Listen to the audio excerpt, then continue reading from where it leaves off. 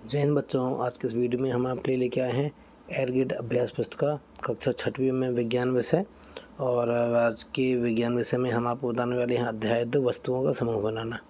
तो देखेंगे यहाँ पे स्क्रीन में भी आपको दिखाई दे रहा है, बहुत सारी वस्तुएं रखी हुई हैं और जो जिस पदार्थ से बनी हुई हैं उसको उसकी श्रेणी में रखना है। जैसे एक साइड यहाँ पर दिया गया है गुड़िया जो कि कपड़े और प्लास्टिक से बने हुए हैं, और एक साइड लिखा हुआ है कांच। तो गिलास और कंचे जो हैं गिलास के बने हुए हैं अर्थात कांच के बने हुए हैं, तो उसको उसकी श्रेणी में रख देना है।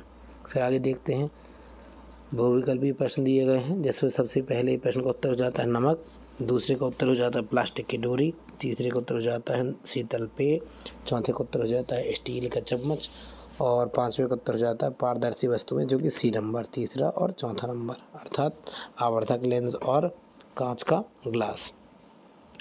फिर आता है अति लघु उत्तरीय प्रश्न, हमें पदार्थों को समूह में रखने की आवश्यकता क्यों पड़ती है, जिसका उत्तर आप देखकर लिख लेंगे। फिर आता प्रश्न क्रमांक दूसरा, दुकान में रखी बोतलों कांच के पदार्थ से क्यों बनाई जाती हैं, तो इसका उत्तर आप देखकर लिख लेंगे। फिर आता प्रश्न क्रमांक तीसरा, दिए गए पदार्थ से मिलकर बनी विभिन्न प्रकार की वस्तुओं की सूची बनाइए, जिसका उत्तर देखकर आप लिख लेंगे।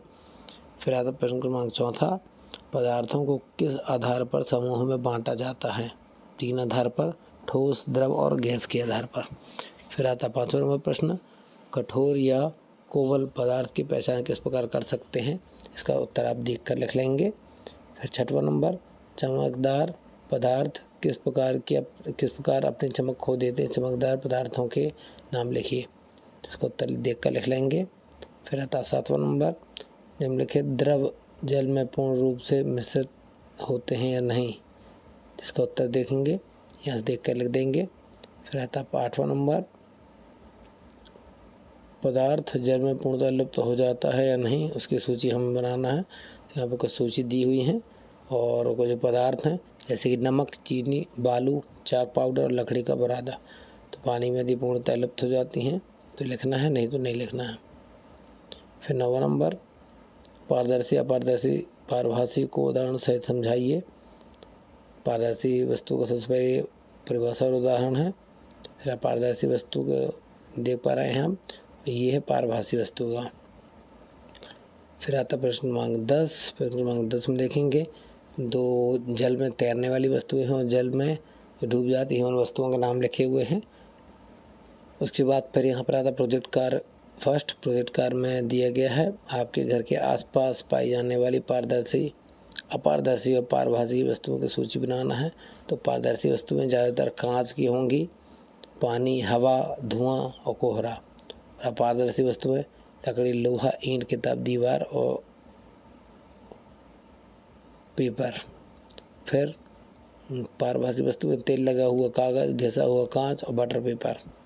इसके बाद फिर आता है प्रोजेक्ट क्रमांक 2। प्रोजेक्ट क्रमांक 2 में किसी भी पदार्थ की कठोरता, पारदर्शिता, जल में तैरती हुई या नहीं तैरती है और जल में विलेय है या अविलेय है, इसकी जानकारी यहाँ पर आप लोगों को भरना है। तो उदाहरण ले लिया यहाँ पे एक लाइन वार से, नमक, हरी घास, थर्माकोल का टुकड़ा, पेन, लोहे की कील, मिस्त्री, नेपथलीन की गोली, स्पंज, तेल लगा हुआ कागज़ और कंचा। तो इस प्रकार से हमारा ये वीडियो यहाँ पे कंप्लीट होता है। अध्याय हमने लिया हुआ था आज की वीडियो में अध्याय 2 वस्तुओं के समूह बनाना।